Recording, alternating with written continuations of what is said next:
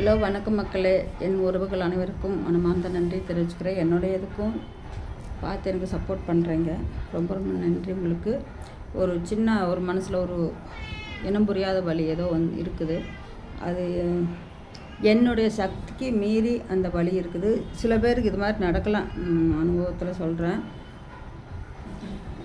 ஒரு கடவுள் நம்ம நினைக்கிறோம் எனி டைம் எல்லாமே நம்ம நல்லதாகவே நடக்கணும், நமக்கு சாதகமாக இருக்கணும் அப்படின்னு நினைக்கிறோம். நம்ம எல்லாமே நமக்கு சாதகமாக நடந்துச்சுடா. பின்னாடி பாருங்களேன், ஃபோனுக்கிட்ட உட்காந்துருக்காங்க. மேலே ஏற்றி விட்டு சொன்னாங்க, ஏற்றி விட்டு உட்காந்துருக்குது. எனக்கு ஒரு சந்தோஷம் கிடைக்குதுன்னு அப்படின்னா அதுக்கு தான் அந்த ஃபோனுக்கிட்ட ரொம்ப ரொம்ப கஷ்டப்பட்டு சிரமப்பட்டு என்னுடைய கஷ்டத்தையும் கூட எதையும் நான் எதிர்பார்க்காம அதுக்கு போய் நான் அவ்வளோ தூரம் பார்த்தேன்.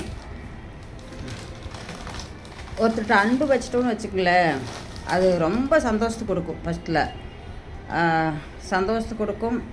அந்த அன்பு மட்டும் இருந்ததுன்னா பரவாயில்ல. அன்புக்கு மீறி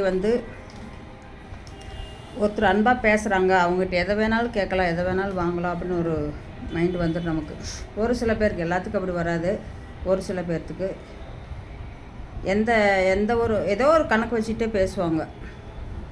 அது கிடைச்சா மட்டும் சந்தோஷமாக பேசுவாங்க. கிடைக்கலைங்கிற வருஷத்தில் கொஞ்சம் அந்த பேசுகிறது நம்ம புரிஞ்சுக்கலாம் சில பேர்த்த. அது எப்படிலாம் போகுது, எப்படி வருது அப்படின்ட்டு. ஆனால் அந்த சில இதுக்கெல்லாம்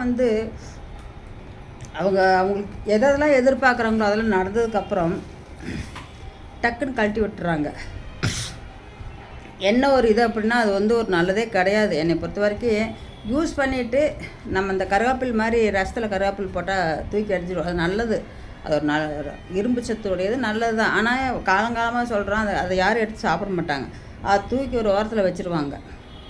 அதே மாதிரி தான் ஒருத்தர் அன்பாக பழகுறாங்கன்னு சொல்லி நம்பிட்டோம்னா, நம்பக்கூடாது. நான் நம்பிட்டேன் மொத்தைக்கு.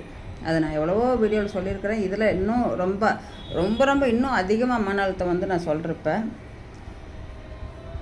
நேற்று ஆஸ்திரி கூட போக முடியல. எனக்கு டேப்லெட் தீர்ந்து 2-3 நாள் ஆகி ரொம்ப ப்ராப்ளம் ஆகிருக்குது. அதனால் லேட்டாக எழுந்திரிக்கிறேன். எனக்கு ஒரு குறிப்பிட்ட டயத்துக்கு கரெக்டாக தூக்கம் கரெக்டாக எந்திரிச்சு அந்த டேப்லெட் போட்டுக்கிட்டு இருந்தா, சைக்காலஜி டேப்லெட். அது நிப்பாட்டுங்காட்டி ரொம்ப மாற்றம் வந்துச்சு.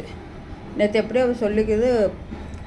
எனக்காகவே அந்த சிவபெருமன் ஒரு ஹெல்ப் பண்ணிட்டார். அங்கே இங்கேருந்து புட்டபர்த்தியில் இருந்தவங்க ஒருத்தர் அங்கே போயிருக்காங்க.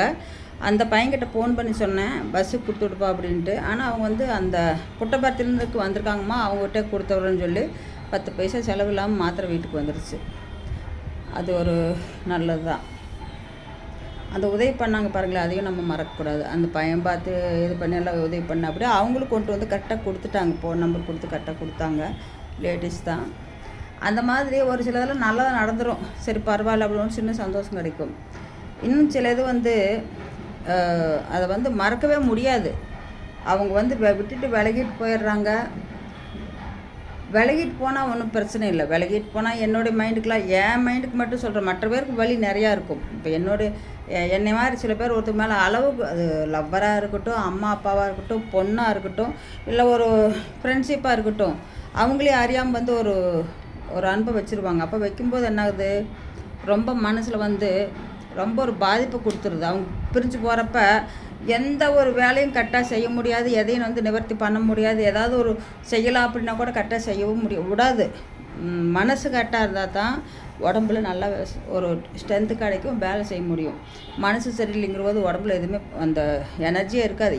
என்னை மட்டும் நான் சொல்லிக்கிறேன். என்னுடைய இதில் உடம்புல எந்த ஒரு எனர்ஜி இல்லாமல் போயிடுது. இதுக்கு நம்ம அழுதோ புரண்டோ படுத்தோ எதுவுமே பண்ண முடியாது. சப்போர்ட் நம்ம தலையெழுத்து இப்படி இருந்திருக்குமோ அப்படின்னு எனக்கு தோணுது. அனுபவிக்க நேரம் அனுபவிச்சுதான் ஆகணும். இன்னொரு வீடியோவில் சந்திக்கிறேன். நன்றி, வணக்கம்.